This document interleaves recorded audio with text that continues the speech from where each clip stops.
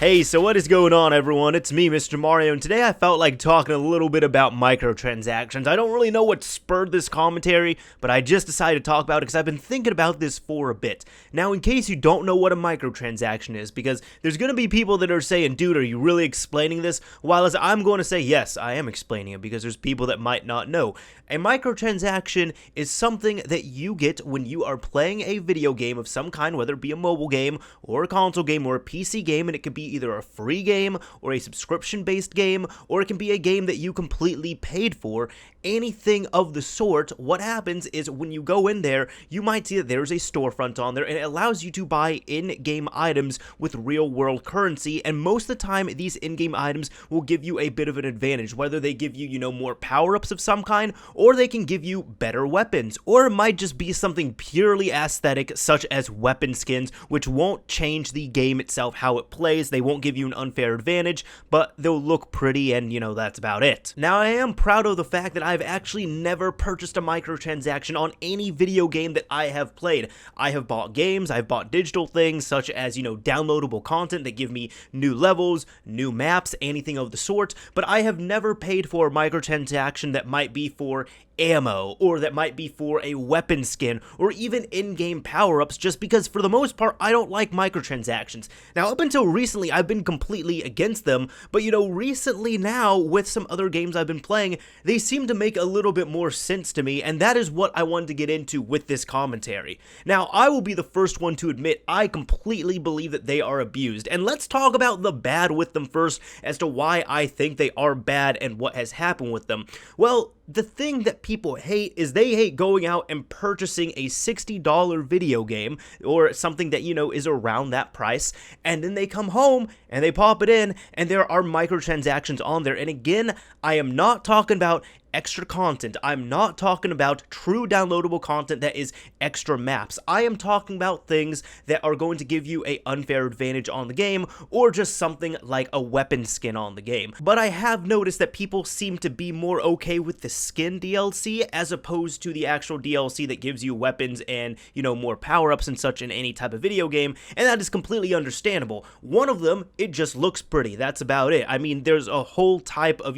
there's a whole community based around this, and a whole economy based around it on Counter-Strike Global Offensive, with all of their knife skins and all that stuff. It doesn't matter if you have a $1,200 knife skin on you when playing that game. Yes, you've heard me right. There are skins that are really expensive on there. The thing is, even if I'm using a standard stock skin for my knife is going to be equal to yours, and the only thing that's going to separate it is an aesthetic to it and the skill level of the player handling it, and perhaps network lag. But point is, it's not like this person gets an unfair advantage because they spent more money on the game.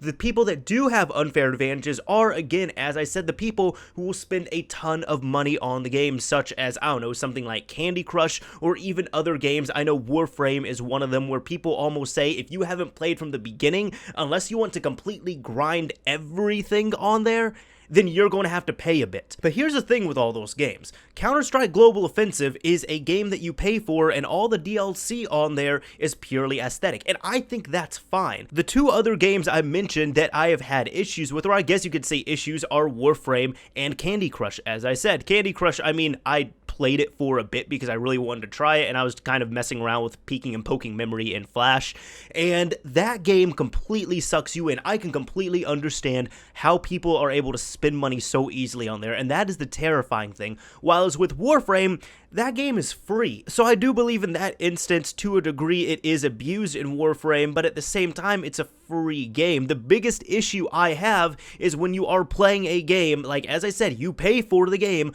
outright. It's not like you paid for the content, you pay for the game, and it has microtransactions on it. And I know probably the first example I remember of seeing microtransactions was with Dead Space. The original Dead Space, mind you, this is also a single-player game, but I remember I was going in and I was looking at all the downloadable content that was there, and there were weapons, and there were other skins in the game that you couldn't unlock through traditional means, but you could end up purchasing them with real-world currency. And mind you, again, this is a single-player game. It's not even giving you a multiplayer advantage. So I guess in one way it's good because it doesn't give anyone an unfair advantage on the battlefield that is multiplayer, but on the other hand, it's a single-player game with fucking microtransactions. The point is, I remembered explicitly looking at these and thinking that was incredibly stupid and going on about my game. Now, at the same time while I was playing it, there was also one of my friends from school who we decided to get into a party chat, and he was also playing through the game, and he said something like, "Hey daddy, so check this out, right? I was playing Dead Space and I had some money on my account, so I ended up buying some of those weapons, and the game is so much easier now." And I'm just like, dude, what? Why? Why would you do that? He's like, well, I don't know, I just wanted to try them and it made the game easier. And I was like, dude, that's stupid. The game is already easy enough. It's okay. You don't have to pay money for, you paid money for weapons. You didn't pay for maps. You didn't pay for extra levels. You paid money for weapons, and that was it. That is completely useless. And his logic was, oh, well, it was only like $4 or $5, so it wasn't a big deal. Now, honestly, to me, that is one of the worst examples of microtransactions, okay? As I said, you go out, you purchase a $60 game, and mind you, this game was also a single player game, and it had microtransactions in there that you had to pay for with real world currency, and most of the time, these things that you end up buying, you cannot unlock in the game through traditional means just by playing it. Now, I could also sit here and say that I believe maybe the worst one could have been, you know, any type of multiplayer game that has those types of microtransactions that will give you better power-ups, better armor, and better weapons that will give you a complete unfair advantage in the battlefield, but with that, I'm kind of a little bit, I still think the single player one is worse, just due to the fact that on multiplayer, there's going to be plenty of people that do not purchase that microtransaction money grab type content, and also, there's going to be skill levels to players. Yes, one player might have better weapons than the other, but if the second player who doesn't have the better weapons is a much better skilled player overall, they're probably going to dominate the competition. Oh, and just sprinkling this in here, but I think one of my all-time favorite examples here was when Gears of War 3 came out for $60, and it had a weapon skin collection, launch collection of nothing but weapon skins for $44.99, and what made that even worse was that if you look at the size, it's $45 worth of downloadable content, and it is only 172 kilobytes in size. That means all of that digital content was actually sitting there on the disc, and you just paid for a small snippet of code, which is a license to unlock it on your account. But I've also talked about DLC plenty of times, otherwise known as disc-locked content, and I might even do an updated video on that if you all want me to and want my opinion on it again, but I digress. That's a completely different topic than the microtransactions. They're just kind of cousins in this instance. Now, I've been bashing microtransactions this whole time, and I actually think some of them can be done particularly well, and there's two examples that I could think of with this. One of them is a game I have not played. However, one of my friends who talked to me about it was very invested into it, and it is Loadout, a game that is on Steam. Now, at this moment in time, I don't know if they've changed their business model at all, but at the time when it first released, it was a free game, it was an online shooter, and it was supposed to be really fun. I mean, it was fun enough my friend put over 40 hours into it, and I remember when he was talking to me, he said something to me along the lines of, yeah, you know, I've put about 40 hours onto the game so far, and what I love about it is that, you know, it's fun, it's fast-paced, it's pretty balanced, and on top of that, there are microtransactions and things that you can buy, but they're purely aesthetic. They don't change up anything in the game itself, so I ended up putting like $20 into it, and I asked him, I was like, wait, if it doesn't change the game, why do you pay $20? For him, it was actually more of a respect thing towards the developers, and his excuse was he put about 40 hours into that game already, and he was saying, I put about 40 hours in,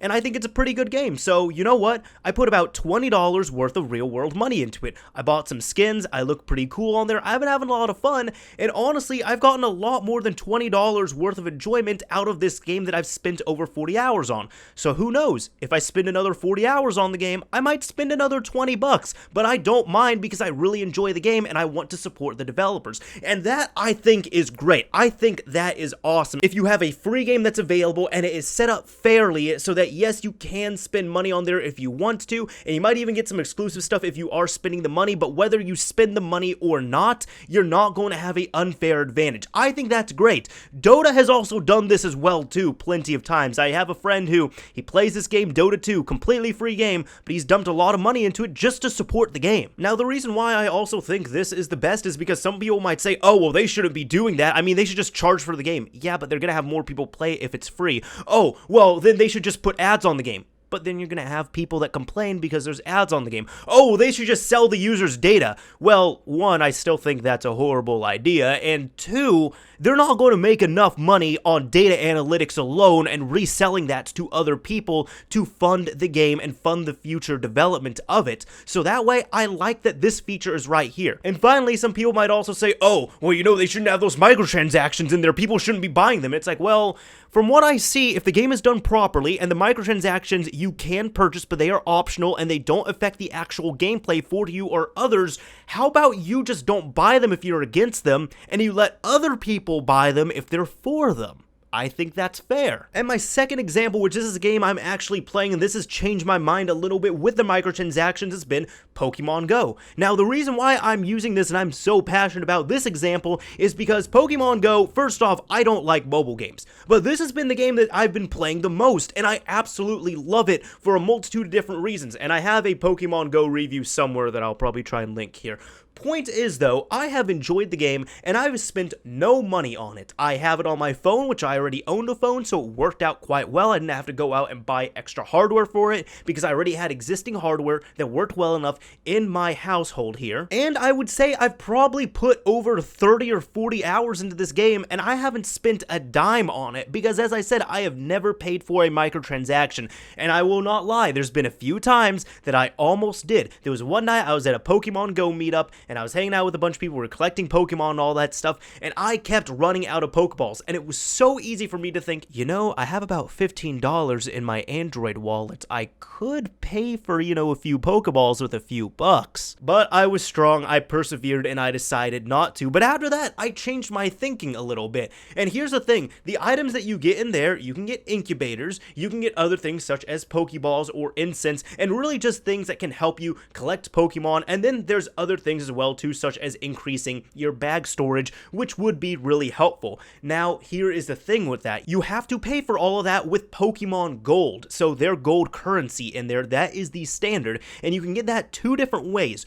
One, if you hold gems for long enough and you collect your dailies and you keep getting those, you can rack up coins. Slowly but surely, you can get them. Or two, you can buy coins with real life money. Now, personally with this, I actually don't have an issue with it. At first I did have an issue, but the more I thought about it, the more I was like, well, every single thing I can buy on the shop in Pokemon Go, I can acquire for free if I really want to spend the time on this and do it. Plus, I will say this, yes, it can help you out, you know, with increasing your level and all that stuff, and then you can get stronger Pokemon, and then you'll be able to do everything, but the reason why I think that it is okay in there, yes, there are going to be stronger players if they're paying on their accounts. The reason why I think it's okay is due to the fact that it is just a shortcut at that point, and that's really all it is. Everything in the game, the stronger Pokemon, leveling up, getting the coins, buying more bag storage, anything of the sort, I can do all that for free if I want to. Now, does it take a lot of time? Does it take grinding? Absolutely it does. I'm not going to deny that, and it can be a bit annoying, but at the same time, this is also a game I didn't pay any money for. Now, if I paid $20 for this game and I still had to go through this, I'd be really annoyed,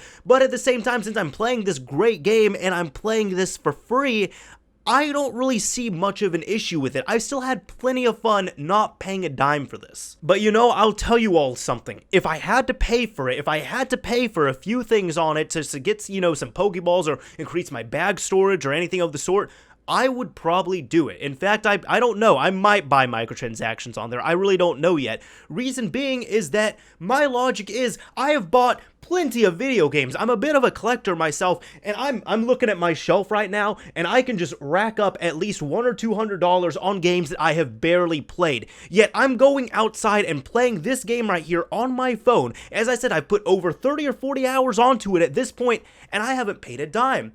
To me, that's actually a pretty good value. So let's say I spend $5 on microtransactions in this game. I've only paid $5 for the game, while as I said, I have other games on my shelf I paid $15, $20, $30 for that I've barely put an hour or two into. But really thinking about it now, I just kind of had this epiphany where it seems like these companies have really just ended up finding a way to monetize boosting and get it back to them. Because if you think about it, as I said, with Pokemon Go, you can just just buy a bunch of instants and a bunch of lures that will end up helping you level up faster as you get more Pokemon, as you evolve more Pokemon and power them up easier while doing all of that. So it's just gonna make you level up faster for the more money you spend on there. And honestly, people would have done this anyways, because any type of multiplayer game that you pick up, you can find services for people charging to boost on the game, whether they take your account or whether they boost with you. So that was going to happen. That happens with every single multiplayer game regardless. But listen, at the end of the day, my opinion with microtransactions is if they are done properly, if they are done well and fairly, I really don't mind them. If it's done in a monetized game, as in a game where you have to pay for it right off the bat and there are microtransactions in there, then that I really don't agree with as well. But if you are a free game and you have microtransactions in there, I believe they have to be handled properly, because there are times where they can go completely overboard. Oh, and again, if you have a $60 game, you're charging $45 for some fucking skins, I don't even know what to say at that point, man. Last comment I want to make, because some people might try and make the argument and say, oh, well, you know, with inflation, how everything is, $60 isn't enough. That's why there needs to be microtransactions. No.